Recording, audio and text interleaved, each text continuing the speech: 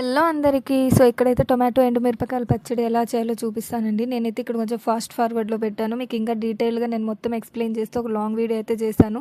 ఈ వీడియో కింద టైటిల్‌లో నేను లాంగ్ వీడియో మెన్షన్ చేస్తాను. ఆ వీడియోని కూడా చూసి ఎంజాయ్ చేసేసేయండి. నచ్చితే గనుక మీరు కూడా ట్రై చేసి అవుట్‌పుట్ ఎలా వచ్చిందో నాకు కామెంట్ సెక్షన్‌లో మెన్షన్ చేయండి. అండ్ మీకు మరింటి వీడియోస్ ఎలాంటివి కావాలో కూడా నాకు చెప్తే నేను రెసిపీస్ అనేవి షేర్ చేస్తాను.